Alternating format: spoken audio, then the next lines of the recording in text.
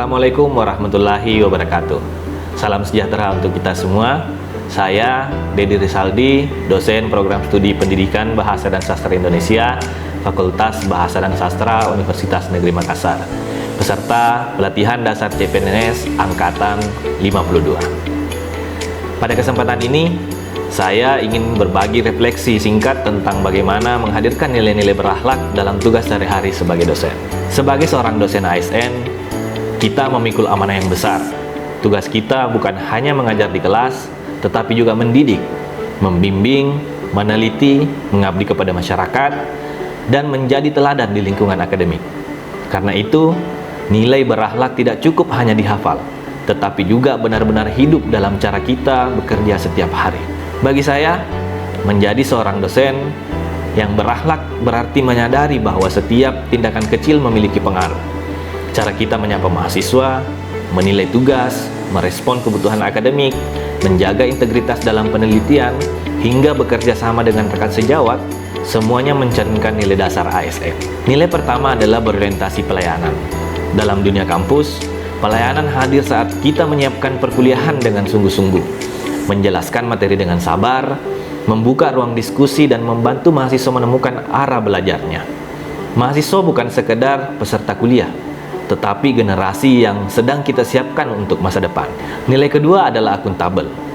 Sebagai dosen, akuntabilitas tampak dari disiplin menjalankan tugas, objektif dalam memberi nilai, jujur dalam penelitian, dan bertanggung jawab terhadap amanah institusi. Dunia akademik dibangun di atas kepercayaan, dan kepercayaan tumbuh dari integritas. Rekan-rekan dosen yang saya hormati, nilai berikutnya adalah kompeten. Menjadi dosen berarti siap menjadi pembelajar sepanjang hayat. Ilmu terus berkembang, teknologi pendidikan terus berubah, dan mahasiswa pun menghadirkan tantangan baru dari waktu ke waktu. Karena itu, kita harus terus belajar, memperbaharui diri, dan meningkatkan kualitas pembelajaran agar tetap relevan dan berdampak. Selanjutnya adalah harmonis. Kampus adalah ruang perjumpaan banyak gagasan, latar belakang dan cara pandang, maka kita perlu menjaga komunikasi yang santun, menghargai perbedaan, dan menciptakan suasana akademik yang sehat. Harmonis bukan berarti selalu sepakat, tetapi mampu mengelola perbedaan dengan dewasa dan saling menghormati. Kemudian, loyal. Sebagai dosen ASN, loyalitas berarti setia pada nilai kebangsaan, amanah profesi, dan institusi tempat kita mengabdi. Loyal berarti menjaga nama baik universitas, bekerja dengan dedikasi, dan menempatkan kepentingan pendidikan di atas kepentingan pribadi. Nilai berikutnya adalah adaptif. Dunia pendidikan tinggi bergerak sangat cepat. Pembelajaran semakin digital, tantangan mahasiswa semakin kompleks, dan tuntutan profesi dosen juga semakin tinggi. Karena itu, kita harus terbuka pada perubahan, mau belajar hal baru, dan siap menyesuaikan diri agar tetap efektif dalam menjalankan tugas. Dan yang terakhir adalah kolaboratif. Dalam dunia akademik, capaian besar jarang lahir dari kerja pribadi.